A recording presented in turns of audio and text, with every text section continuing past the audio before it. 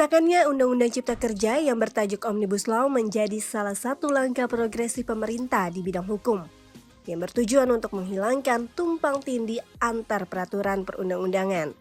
Salah satu yang menjadi prioritas adalah mendorong usaha mikro kecil dan menengah agar naik kelas dan bisa mendorong UMKM masuk ke sektor formal melalui berbagai kemudahan seperti pendirian, perizinan, hingga pembinaan.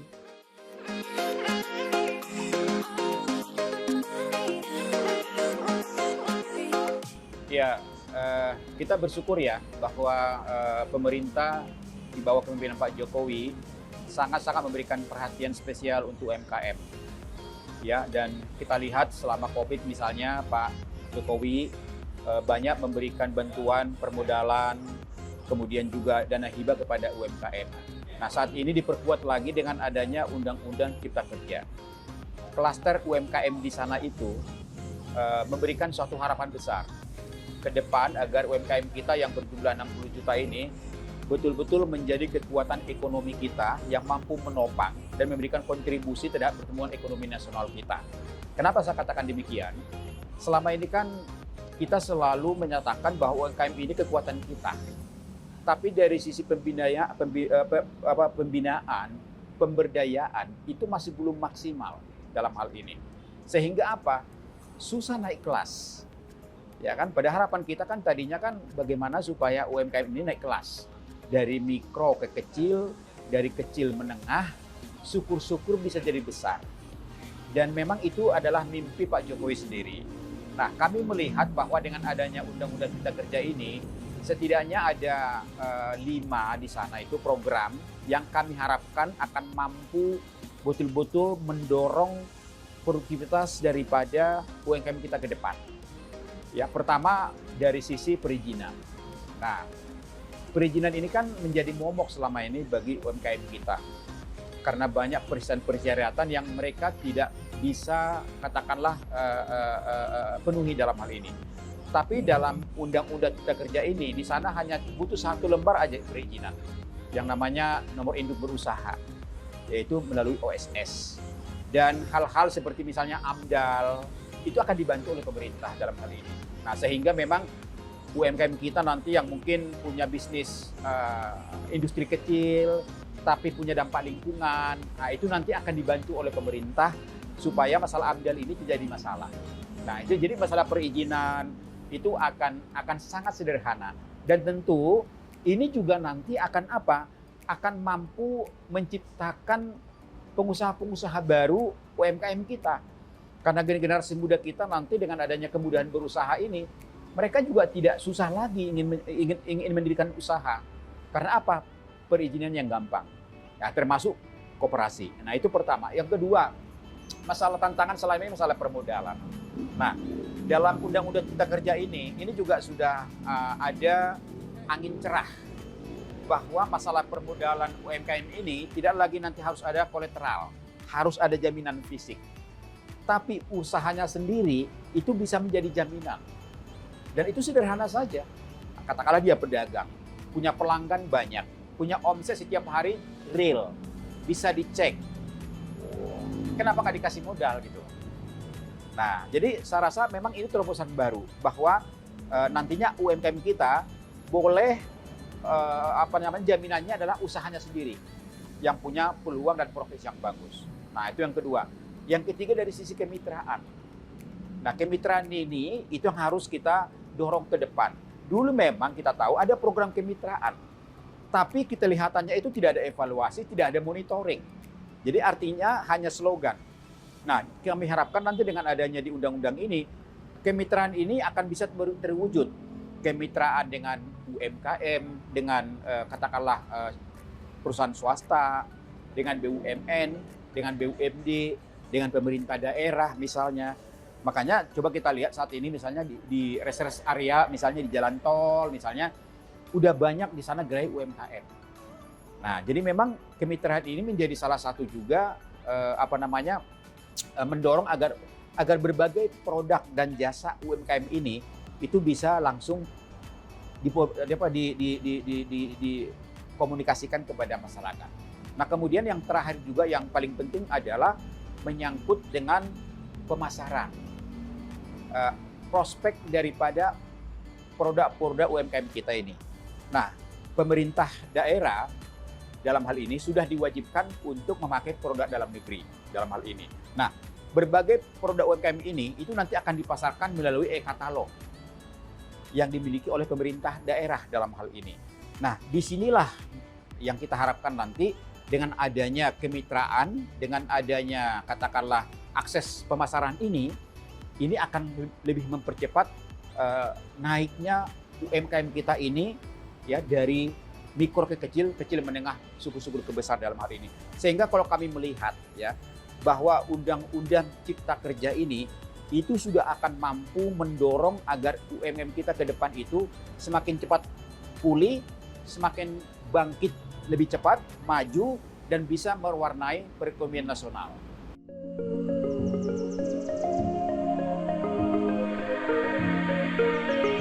Yang paling kita rasakan adalah bahwa mereka akan cepat bangkit. Karena kita tahu ketika COVID-19 melanda seluruh dunia bahkan negara kita, yang paling terpukul utamanya adalah UMKM kita yang paling terpukul. Banyak yang tutup, banyak yang bangkrut. Nah, ini kita harapkan dengan adanya Undang-Undang Cipta Kerja ini, mereka cepat akan bangkit. Itu satu. Yang kedua, tentu harapan kita akan pelan-pelan cepat juga berkembang. Ya, bisa berkembang. Katakanlah tadinya mungkin punya toko satu, nanti pelan-pelan juga punya toko dua. Yang tadinya mesinnya cuma satu, akan bisa nanti bertambah mesin jadi dua, jadi tiga. Karena apa? Karena produk mereka itu cepat laku dalam hal ini. Ya, jadi artinya memang dalam waktu singkat kita lihat bahwa UKM ini akan cepat bangkit. Tapi untuk jangka panjang ke depan kita akan bisa menyaksikan pertama akan banyak bertambahnya pelaku-pelaku UKM dari kalangan masyarakat kita, generasi muda kita. Yang kedua akan bisa memberikan kontribusi yang positif terhadap pertumbuhan ekonomi kita. Nah, dan yang paling strategis juga adalah akan mampu menyediakan lapangan pekerjaan, gitu loh. Karena kalau kita lihat struktur tenaga kerjaan kita, itu paling banyak itu direkrut oleh UMKM. Karena apa? Jumlahnya paling banyak. Katakanlah punya warung, punya toko, karyawannya minimal 1 atau 2. Tapi karena volumenya banyak, mereka membutuhkan lapangan pekerjaan. Jadi makanya dalam hal ini nanti ke depan kita rasakan bahwa sektor UMKM ini juga adalah sektor yang mampu menyediakan lapangan pekerjaan juga untuk anak bangsa dalam hal ini.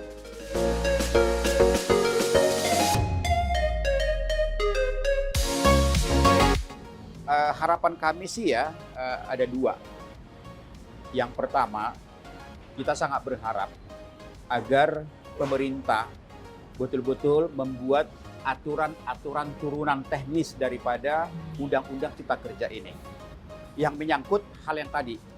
Sehingga kita harapkan bahwa aturan teknis ini menjadi dasar untuk aturannya di lapangan. Sehingga apa? Sehingga para UKM kita ini langsung bisa merasakan dampak daripada undang-undang ini. Itu satu. Yang kedua juga harapan kita adalah dilakukan pengawasan dan monitoring dan evaluasi. Ini sangat penting. Jadi misalnya dari sisi aspek permodalan misalnya. Sejauh mana sebenarnya prakteknya di lapangan penyerapan daripada bantuan permodalan kepada UMKM ini. Masalah kemitraan misalnya. Dievaluasi juga sudah sejauh mana kemitraan terjadi. Ya kan? Masalah akses pasar misalnya, sudah sejauh mana akses pasar ini betul-betul bisa membantu oleh UMKM kita. Bagaimana penyerapannya melalui e-katalog. Bagaimana belanja pemerintah betul-betul sudah real membeli produk UMKM kita. Jadi saya rasa memang di samping perizinan aturan turunannya yang cepat, kemudian juga harus tetap dilakukan forum-forum evaluasi agar kiranya dampak daripada Undang-Undang Cipta Kerja ini betul-betul mampu mendorong produktivitas daripada UMKM kita menjadi kekuatan ekonomi nasional.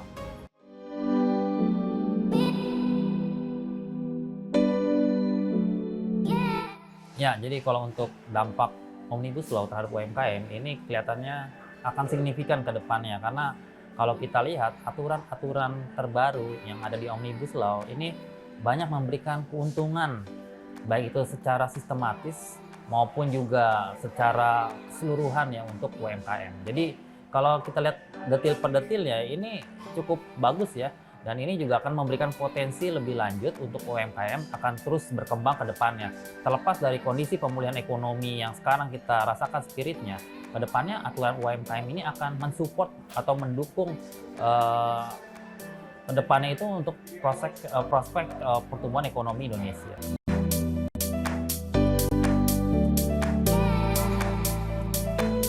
Ya, kalau kita lihat sih dari kemudahan perizinan, lalu dari dukungan pemerintah melalui dana alokasi khusus untuk mendukung UMKM ini, lalu juga dari pemberian status terbaru UMKM di mana klasifikasi permodalannya kalau kita lihat semakin diperbesar ya, dari yang sebelumnya hanya mini di level kurang dari 50 juta sekarang bisa lebih besar lagi, jauh lebih besar ya, dan tentunya ini akan memberikan banyak sekali potensi-potensi yang sebelumnya belum terpantau sekarang malah lebih terpantau, dan tentunya ini akan dari usaha UMKM dari status yang baru itu mereka akan mendapatkan banyak kemanjaan dari aturan Omnibus Law yang terbaru. Dan berikutnya juga kalau kita lihat juga dari berbagai fasilitas yang kemungkinan ke depannya akan dilakukan dari pemerintah, di mana pemerintah ini akan memberikan akses yang lebih luas bagi UMKM untuk berusaha ataupun juga memberikan panggung yang lebih besar ya, supaya UMKM ini jauh lebih berkembang, di mana mereka akan memberikan UMKM ini panggung untuk usaha di tempat area publik yang tentunya aksesnya akan bisa lebih luas bagi UMKM untuk mengenalkan produk-produknya. Pada saat kita mudik ya, aktivitas kita keluar kota, kita bisa lihat di beberapa sentra area publik seperti di bandara, lalu juga di rest area jalan tol, ini banyak sekali UMKM yang bermunculan, dan ini berdampingan dengan para pelaku industri yang relatif besar ya. Jadi ya nanti ini sudah memberikan setidaknya keuntungan bagi UMKM akibat dari peraturan Omnibus Law. Selain itu juga kalau kita lihat juga dari kebijakan fiskal ya untuk UMKM yang terbaru, kalau kita lihat untuk penerapan pajak bagi UMKM ini kan juga setidaknya dimanjakan juga begitu. Jadi ya ini sebenarnya dari UMKM sendiri tentunya dampaknya sangat positif, dan kedepannya ini akan menopang sustainability dari bisnis UMKM untuk menopang perekonomian Indonesia, karena UMKM ini kan merupakan grassroots atau tulang punggung juga buat perekonomian Indonesia.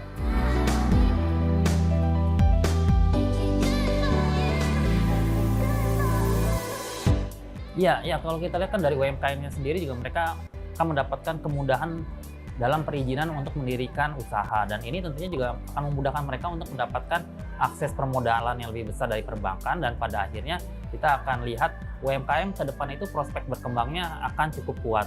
Dan kalau kita lihat dari data terbaru untuk kredit UMKM selama tahun 2022, UMKM ini kan pertumbuhan kreditnya itu double digit atau lebih dari 10%. Ini sangat tinggi sekali, walaupun ada salah satu pemain utamanya adalah dari perbankan BUMN, tapi kita lihat ini akan memberikan ceruk tersendiri buat para pelaku usaha perbankan lain untuk masuk ke bisnis UMKM. Jadi ya memang kedepannya sih dari sisi permodalan juga akan cukup kuat, dan di sisi yang lain juga dari sustainability usahanya juga kelihatannya akan relatif baik ke depannya. Kalau kita lihat ini kan sampai omset 500 juta sebenarnya masih free tax ya untuk UMKM ya, untuk omset mereka. Barulah nanti setelah mereka memiliki omset lebih dari 500 juta dengan notabene usaha mereka lebih berkembang, barulah akan mendapatkan mereka itu kewajiban untuk membayar pajak. Tapi pembayaran pajaknya pun juga relatif kecil ya, hanya di 0,5%.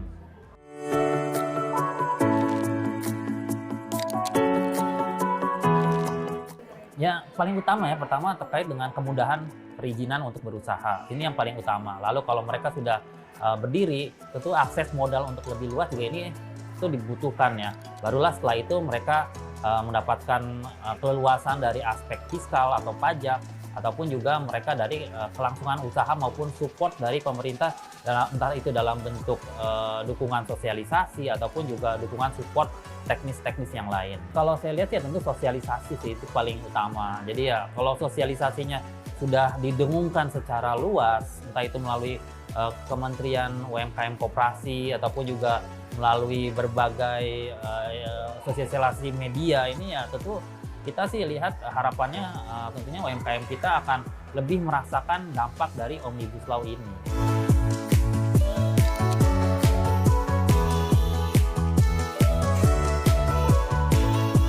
Ya tentunya dengan Omnibus Law ini ya kita harapannya itu adalah sebagai fondasi bagi perekonomian kita untuk terus tumbuh berkesinambungan, dan salah satunya melalui UMKM ini, karena UMKM ini merupakan grassroots dari perekonomian masyarakat. Jadi dengan masyarakat semakin dipermudah untuk menjalankan usaha, otomatis juga kan mereka juga kan mendapatkan kesempatan untuk bekerja yang lebih luas. Kalau mereka bekerja dan mereka juga mendapatkan income yang baik, ya ini tentunya akan menopang perekonomian Indonesia ke depannya. Jadi ya tentunya saya sih harapannya dari penerapan Undang-Undang Cipta Kerja ini melalui UMKM ini, ya kita harapkan sih dampaknya positif dan berkesinambungan. Dan melalui penerapan Omnibus Law diharapkan juga tidak terjadi tumpang tindih sehingga lebih fokus ya dalam mengembangkan UMKM. Dan kita harapkan sih ya tentu pemerintah juga terus mensosialisasikan supaya apa? Supaya aturan ini lebih mengena ke sektor UMKM kita gitu. Jadi UMKM kita juga akan lebih merasakan dampak dari Omnibus Law ini.